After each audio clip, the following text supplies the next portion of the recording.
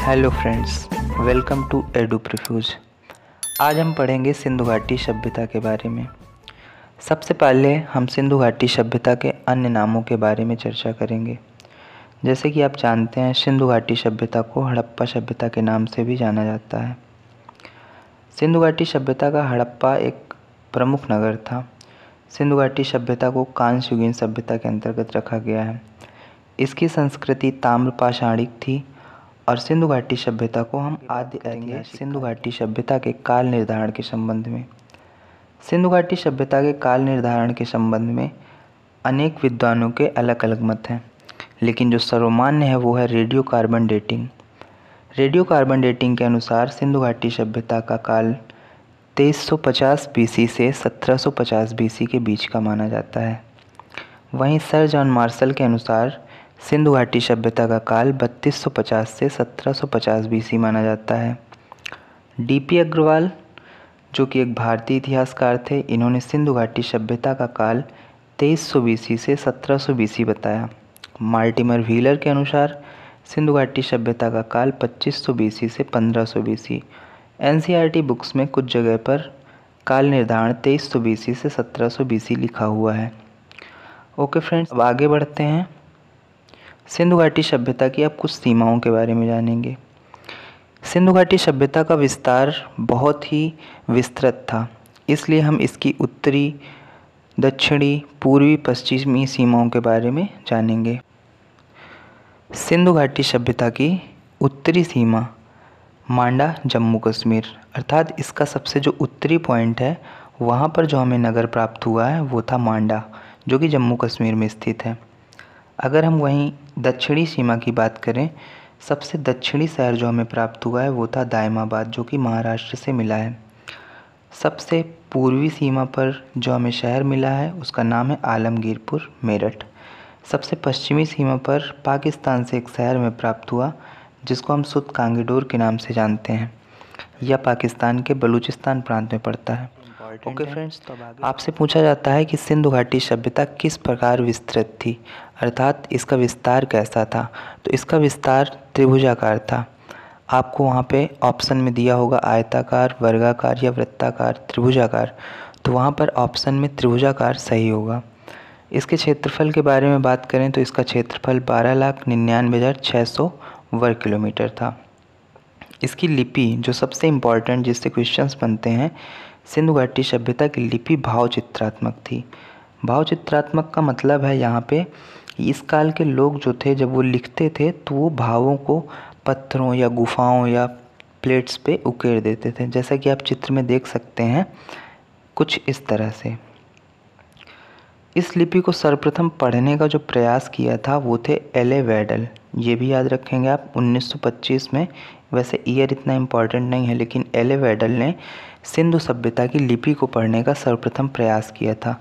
सिंधु घाटी सभ्यता की लिपि को अभी तक पढ़ा नहीं जा सका है फ्रेंड्स, तो आप याद रखेंगे।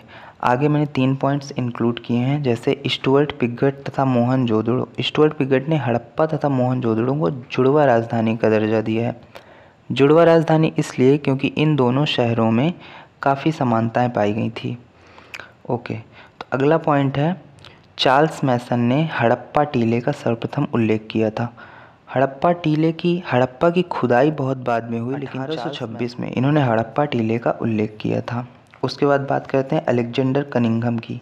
ये भारतीय पुरातत्वविद या भारतीय पुरातत्व के जनक इनको माना जाता है। ओके फ्रेंड्स, तो अब आगे बढ़ेंगे। जो सबसे ज़्यादा इम्पोर्टेंट इसमें आप ध्यान से पढ़ेंगे, इसमें इंक्लूड किए गए हैं हड़प्पा के नगर और उनसे संबंधित उत्खननकर्ता, वो नगर किस नदी के किनारे पाए गए और वहाँ से हमें क्या क्या वस्तुएं प्राप्त हुई। ओके फ्रेंड्स, तो देखते हैं जो हमने पहला शहर लिया है या पहला नगर लिया है वो है हड़प्पा। वर्तमान में यह पंजाब पाकिस्तान में पड़ता है। इसके उत्खननकर्ता थे दयाराम साहनी। यह रावी नदी के किनारे स्थित है। अब आप हड़प्पा देखकर लोग सिंधु नदी टिक कर देते हैं, लेकिन ये गलत है। यहाँ से जो संबंधित वस्तुएं प्राप्त हुई हमें वो है R37 कब्र, श्रमिक आवास, अन्नागार। तो आपको हड़प्पा से संबंधित जो पॉइंट याद रखने हैं वो हैं इनके उत्खननकर्ता, नदी और यहाँ से प्राप्त वस्तुएं।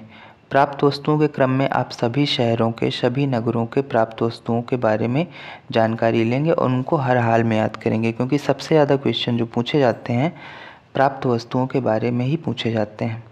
ओके फ्रेंड्स, तो अब हम आगे बढ़ते हैं। हमारा अगला नगर है मोहनजोदड़ो। मोहनजोदड़ो वर्तमान में लरकाना ज़िले सिंध प्रांत में पड़ता है। इसके उत्खननकर्ता थे राखाल दास बनर्जी। मोहनजोदड़ो नगर सिंधु नदी के दाएं तट पर पाया गया और यहाँ से जो प्राप्त वस्तुएं हैं वो सबसे ज़्यादा इम्पॉर्टेंट, सबसे ज़्यादा क्वेश्चन यहीं से बनते हैं। विशाल स्नानागार, पुरोहितों का आवास, कांस्य नर्तकी, पुजारी, श्रृंगी पशु की मुद्रा। एक ऐसी मोहर मिली जिस पे श्रृंगी पशु का अंकन था। ओके, तो अगला हमारा जो शहर है या नगर है वो है लोथल, गुजरात। यहाँ पे लिखा है गुजरात बंदरगाह। इसका मतलब लोथल में हमें बंदरगाह प्राप्त हुआ है। इसकी खुदाई करवाई थी रंगनाथ राव ने। यह भोगो नदी के किनारे स्थित है और यहाँ से जो हमें प्राप्त वस्तुएं हैं वो हैं गोदी बाड़ी, अग्निवेदिका, चावल के साक्ष्य, हाथी दांत, घोड़ी की मिट्टी की मूर्तियाँ और 3 युगल समाधियाँ।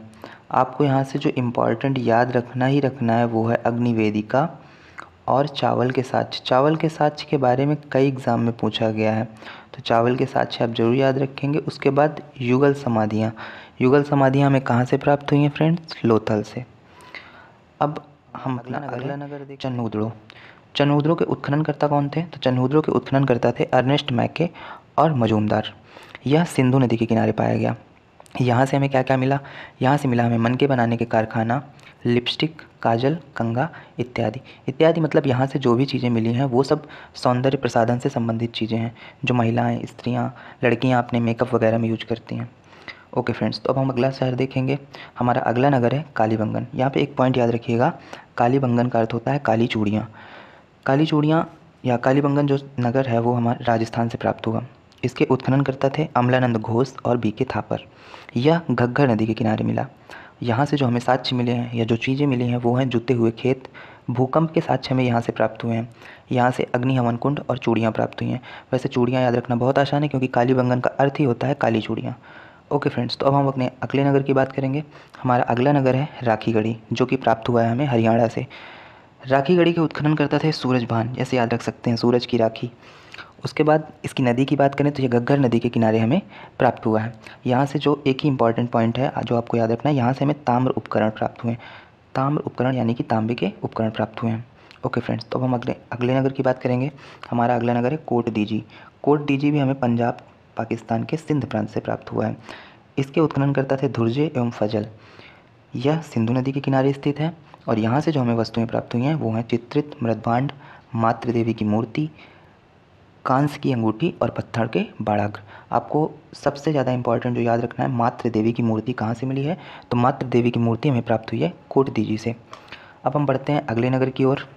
तो हमारा अगला नगर जो है वो है बनावली, हरियाणा से हमें प्राप्त हुआ है। बनावली के उत्खननकर्ता थे आर.एस. बिष्ट। यह सरस्वती नदी के किनारे स्थित है।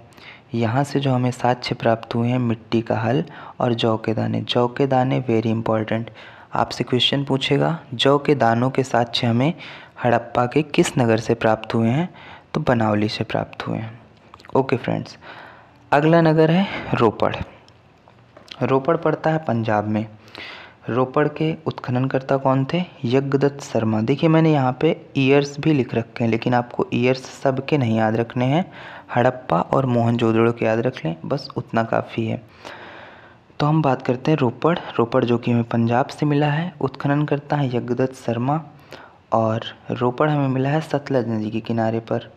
यहाँ से जो हमें प्राप्त वस्तुएं हैं तांबे की कुल्हाड़ी, सेल खड़ी की मुहर, कुत्ता और मानव को साथ दफनाने के साक्ष्य, वेरी इंपॉर्टेंट, इसको जरूर याद रखेंगे। कुत्ता और मानव को साथ दफनाने के साक्ष्य हमें कहाँ से प्राप्त हुए हैं? तो रोपड़ से मिले हैं। ओके फ्रेंड्स, अब हम अपना लास्ट शहर देखते हैं जो है सुरकोटदा। सुरकोटदा हमें मिला है कच्छ, गुजरात से। इसके उत्खननकर्ता थे जगपति जोशी। नदी सरस्वती नदी जो कि अब फ़िलहाल विलुप्त हो चुकी है। और यहाँ से जो हमें मिला है कलश शवाधान तराजू। कलश शवाधान का अर्थ है शव के साथ कलश को दफनाया गया था यहाँ पर। ओके फ्रेंड्स, देखते हैं। ओके फ्रेंड्स, तो अब हम हड़प्पा सभ्यता में पर्दा प्रथा, वेश्यावृत्ति, इन दोनों प्रथाओं का प्रचलन था, ये याद रखेंगे। और यहाँ का समाज मातृ सत्तात्मक था। वर्तमान भारतीय समाज पितृ सत्तात्मक है, ऐसे याद रखेंगे। हड़प्पा सभ्यता जो थी हमारी, सिंधु घाटी सभ्यता मातृ सत्तात्मक आधारित थी।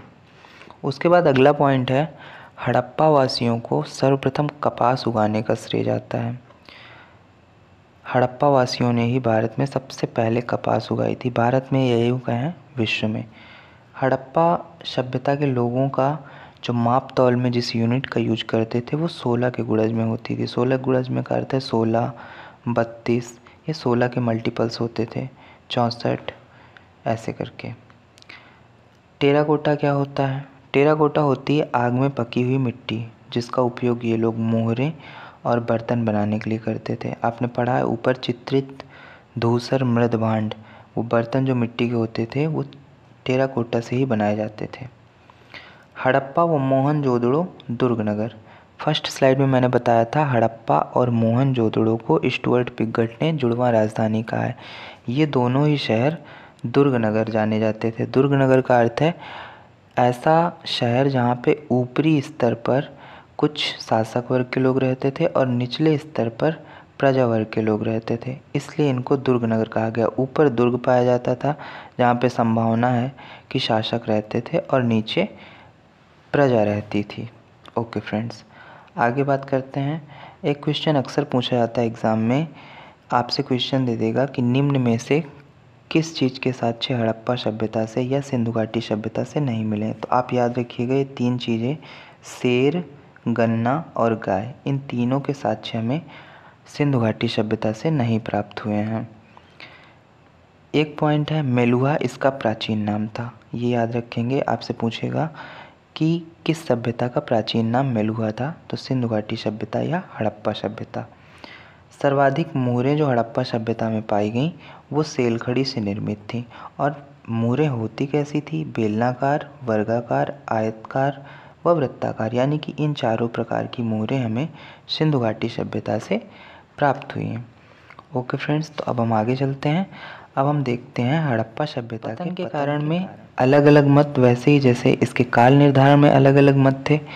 गार्डन, चाइल्ड व व्हीलर का मत है कि विदेशी आक्रमण करके इस सभ्यता को नष्ट किया गया। वहीं पे जॉन मार्शल का मत भूकंप है। आपको मैंने पढ़ाया भी था कि भूकंप के साथ एक जगह से मिले थे। उसके बाद अर्नेस्ट मैके, उन्होंने इस सभ्यता के पतन का कारण बाढ़ को बताया, जो कि सबसे ज़्यादा माना जाता है। M.R. साहनी ने भी बाढ़ से संबंधित भारी जल प्लावन को सिंधु घाटी सभ्यता के पतन का कारण माना है। तो फ्रेंड्स, आप याद रखेंगे सबसे प्रभावी कारण जो माना जाता है वो बाढ़ को ही माना जाता है। इस सभ्यता का चरमोत्कर्ष काल 2100 BC से 1900 BC के बीच था। फ्रेंड्स, आप ये भी याद रखेंगे। 1-2 पॉइंट मैं आपको बता रहा हूँ। जैसे ये सभ्यता पूर्णतः नगरी सभ्यता थी। आपसे पूछेगा कि सिंधु घाटी सभ्यता कैसी थी, ग्रामीण थी, अर्ध ग्रामीण थी या नगरी थी, अर्धनगरी थी, तो आपको याद रखना ये नगरी सभ्यता थी। उसके बाद यहाँ की जो रोडें थी, ये क्वेश्चन प्रीवियस ईयर में पूछा गया है, तो ये रोडें या रास्ते एक दूसरे को समकोण पर काटते थे। बस इतना काफ़ी है। मिलते हैं अगले वीडियो में, तब तक के लिए थैंक यू। अगर वीडियो पसंद आया हो तो लाइक करें, कोई सुझाव देना चाहते हैं तो कमेंट करें, चैनल को सब्सक्राइब करें।